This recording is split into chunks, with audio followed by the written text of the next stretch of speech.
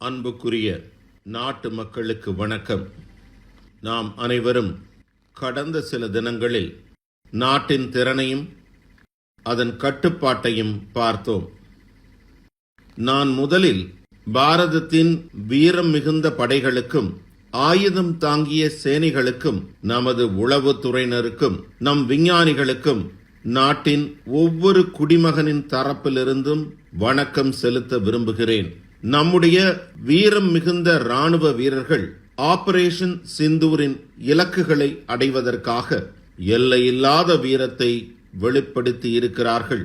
நான் அவர்களது வீரத்திற்கும் துணிச்சலுக்கும் பராக்கிரமத்திற்கும் வணக்கம் செலுத்துகிறேன். நாட்டின் ஒவ்வொரு அன்னைக்கும் ஒவ்வொரு சகோதரிக்கும் ஒவ்வொரு மகளுக்கும் இந்த பராக்கிரமத்தை சமர்ப்பிக்கிறேன்.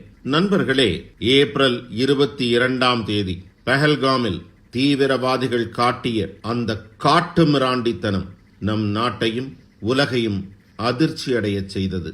விடுமுறை காலத்தை கழிக்க வந்த குற்றமற்ற அப்பாவி குடிமகன்களை அவர்களது மதம் என்ன என்று கேட்டு அவர்களது குடும்பத்திற்கு முன்னே, அவர்களது குழந்தைகளுக்கு முன்னே இரக்கமில்லாமல் கொன்றனர். இது தீவிரவாதத்தின் மிகவும் வெறுக்கத்தக்க முகமாகும். இது கொடூரம் மிகுந்தது. இந்தியாவின் ஒற்றுமையை உடைப்பதற்கு முயற்சி மேற்கொள்ளப்பட்டது. எனக்கு தனிப்பட்ட முறையில் மிகுந்த வலியை தந்தது.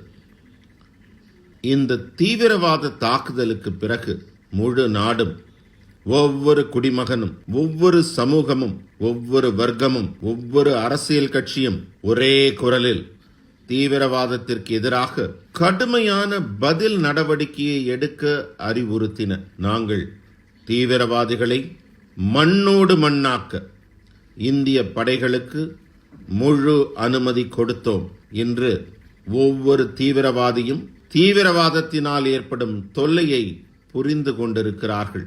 அதாவது, நமது சகோதரிகள், மகள்கள் நெற்றியில் உள்ள குங்குமத்தை அழிப்பதற்கான அந்த செயலின் பிரதிபலன் என்னவாக இருக்கும் என்று அவர்கள் புரிந்து கொண்டிருப்பார்கள். நண்பர்களே, ஆபரேஷன் சிந்தூர் ஒரு பெயர் மட்டுமல்ல, இந்த நாட்டின் கோடான கோடி மக்களின் எண்ணங்களின் ஒரு பிரதிபலிப்பு.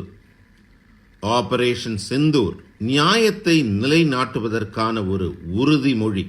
மே 6 இரவு, மே 7 காலை இந்த முழு உலகமும் அந்த உறுதியின் முடிவு என்ன என்பதை கண்டார்கள். இந்தியாவின் ராணுவம் பாகிஸ்தானின் தீவிரவாத முகாம்களின் மீது, அவர்களுடைய பயிற்சி மையங்கள் மீது சரியாக தாக்குதல் நடத்தினார்கள். தீவிரவாதிகள் தங்களுடைய கனவில் கூட பாரதம் இத்தகைய முடிவை எடுக்கும் என்று யோசித்திருக்க மாட்டார்கள்.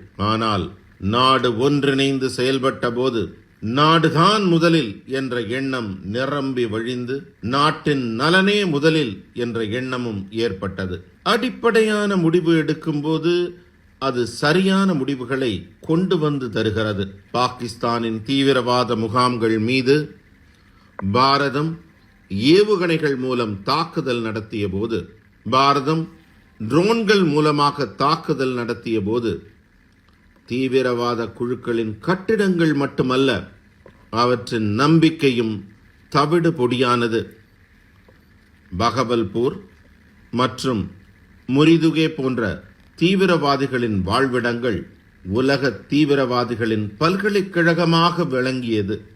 உலகின் மிக பெரிய தீவிரவாத தாக்குதல் எங்கேயாவது நடந்தால் செப்டம்பர் 11 அமெரிக்காவில் நடந்த தாக்குதலாக இருக்கட்டும், லண்டன் பாதாள ரயில் தாக்குதலாக இருக்கட்டும், அல்லது பாரதத்தில் பல ஆண்டுகளாக நடந்த மிகப்பெரிய தீவிரவாத தாக்குதலாக இருக்கட்டும், இவற்றின் தொடர்பு எப்படியாவது இந்த தீவிரவாத முகாம்களோடு இணைந்திருக்கிறது. தீவிரவாதிகள் நமது சகோதரிகளின் நெற்றி குங்குமத்தை அழித்தனர். இதனால் பாரதம் தீவிரவாதத்தின் தலைமை பிடத்தை இப்போது அழித்திருக்கிறது. பாரதத்தின் இந்த தாக்குதல்களில் 100க்கும் அதிகமான கொடூரமான தீவிரவாதிகள் இறந்திருக்கிறார்கள். தீவிரவாதத்தின் பல கிளைகள் கடந்த 25-30 ஆண்டுகளாக வெளிப்படையாக பாகிஸ்தானில் உலாவி வருகிறார்கள். இவர்கள் இந்தியாவிற்கு எதிராக தாக்குதல்கள் நடத்தி வந்தார்கள். அவர்களை பாரதம் ஒரே அடியில் அழித்து விட்டது.